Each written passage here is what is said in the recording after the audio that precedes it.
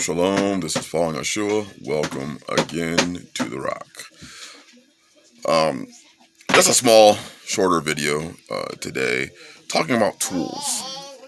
I shot this video earlier, but I didn't really like the way it came out, so I'm just going to do this right here. When it comes to tools, people talk about often about, firearms. That is a tool.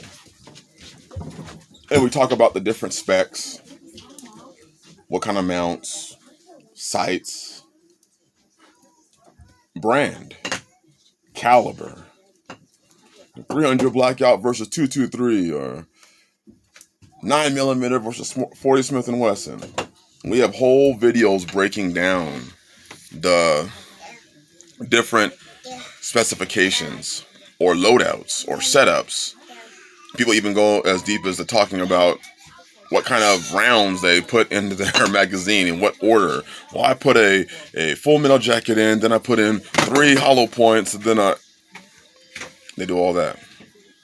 But one of the things I think is greatly overlooked is the simple need of having simple, good tools. And I mean, not your firearms. I'm talking about things that you will more likely use 150, 200, 500, 1,000 times more than your firearm, especially when it comes to economic collapse or any sort of situation like it looks like we're headed into. That's a shovel. That's a rake. That's a pickaxe, a chainsaw, chainsaw sharpener, whether you use files or you use, for me, I went to Harbor Freight and got their electrical grinder chainsaw chainsaw chain sharpening kit. Works beautifully. Taking down trees, bucking wood, planting food. That's why on this channel, on the Falling Ashua channel, I spend a lot more time showing you the food planting, because I could show you the gun training and the different things that, but everybody's doing that already.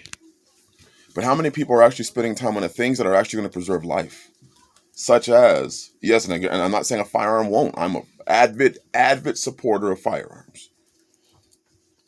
I'm an avid supporter on training with your firearms, having a family protocol, training your wives and your responsible children, teaching gun safety. I'm all about that. But one of the things I don't see is people are willing to spend hundreds, even thousands of dollars on appropriate firearm training, which is training that for your average person, they're probably not going to use. Coming from areas where crime was heavy and the firearm was something that was a necessity because everyone used them against other people. I'm talking about the hoods, talking about these inner cities.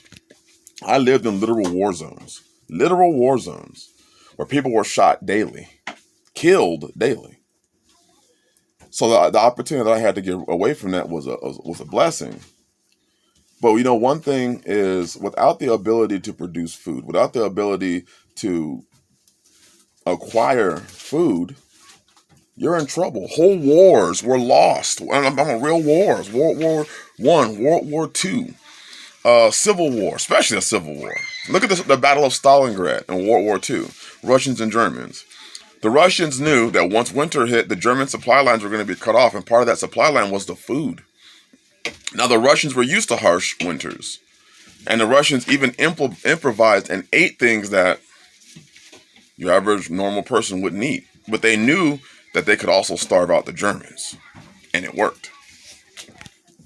So what about the ability to produce food? What about the ability to produce heat? We don't see those things talked about as much as we do your shit hits the fan loadout kit, and your rapid response kit, and your 3-day kit, and then your 2-week kit, and your bug out bag, which is going to have, of course, all the tactical goodness and tactical gear that you're going to need for. But what about just a damn shovel?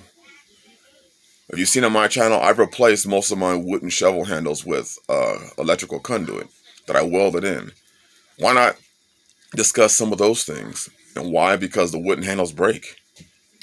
Why not talk about, hey, why not go and rather than buy your 50th AR-15 or your newest red dot, or your newest, pistol grip, or 4-inch flashlight, or a new piece of furniture that you're gonna stack onto your already tacticaled out AK-47. And I'm a big AK-47 guy, so I'm just saying.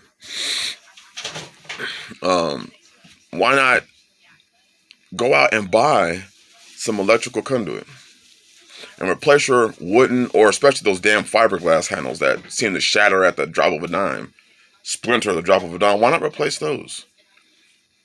Why not just have the conduit there just in case? Why not? Let's talk about some of these things are I would say, even more important than having your firearm and having the training. We spend in the firearm industry, and I'm a big Second Amendment person. Big on it. Big on it. I'm an avid supporter of your ability to protect yourself. I talk about it all the time on this channel. But one of the ways of protecting yourself is protecting your need to even have to go into places where those are needed. For instance, if you can produce your own food, you are able to then mitigate the need to go into the city where there's a damn purge atmosphere right now. The cities are turning into an outright purge atmosphere with the rioting and the looting and the theft and the murders and the killings. And I read a report that said that the violence at high schools, and just not high schools, your average public school, is up over 100%.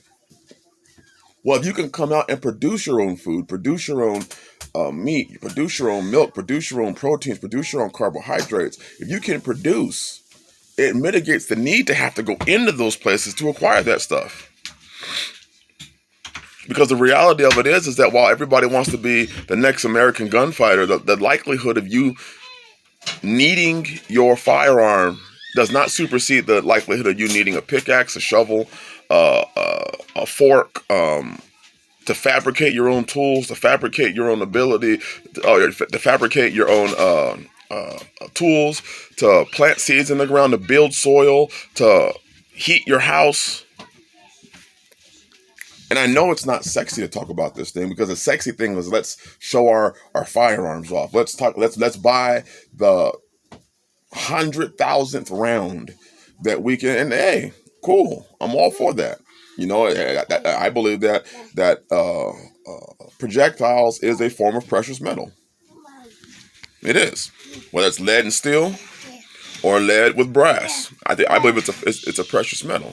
But there are also other things that I think that we have to be focused on. We spend 5 minutes talking about food production, and we'll spend the next hour talking about firearms. There are channels after channels after channels after channels after channels after channels after channels after channels talking about, especially in the preparedness area, talking about firearms. But it's not there when it talks about food preservation or food preparation or food growing.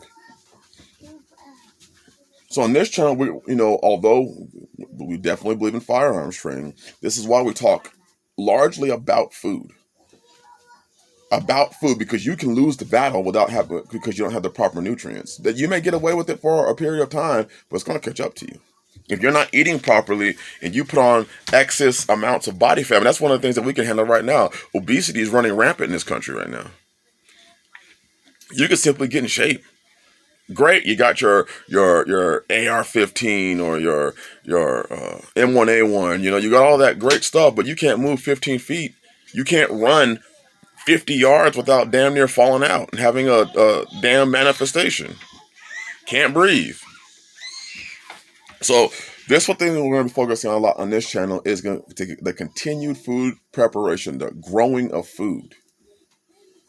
Because I want to kind of bring that balance of, yes, you need firearms, but you need to learn how to produce food. Otherwise, you'll be too sick or starved to even take care of your family. And for those of you dumbass, crazy ass people, I'm gonna use my firearm and take what I need. If that's how you plan on living your life, as these situations get worse, you're gonna get got sooner than later. I've lived that life, and seen people who thought that's how they were gonna live their life, jacking people. They always get got.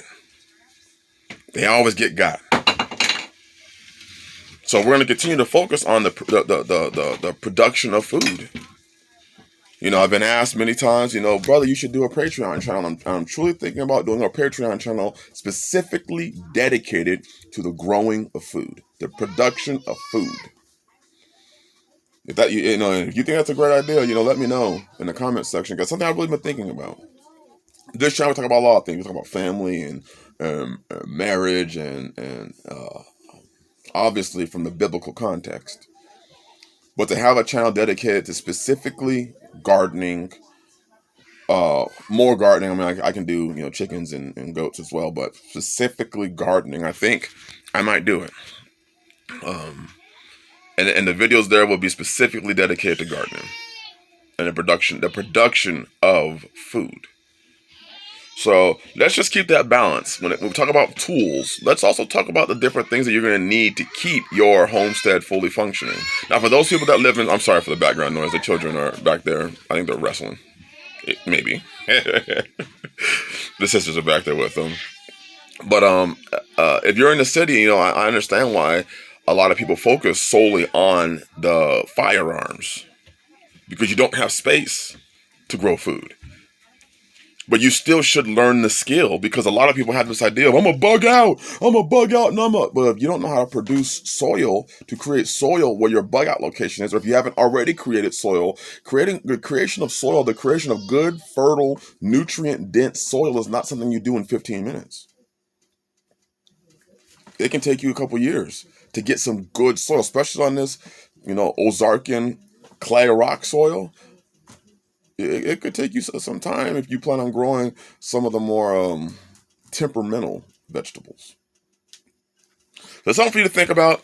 Let's talk about all the tools, especially the ones that we're probably going to be using a lot more than we do the firearm, like the shovel, the chainsaw. I mean, on your everyday, your normal life, you probably use those more. Unless you're a soldier, you're probably going to use your shovel more, your pickaxe more, your tractor more. I don't have one, but I am the tractor, but you know what I'm saying.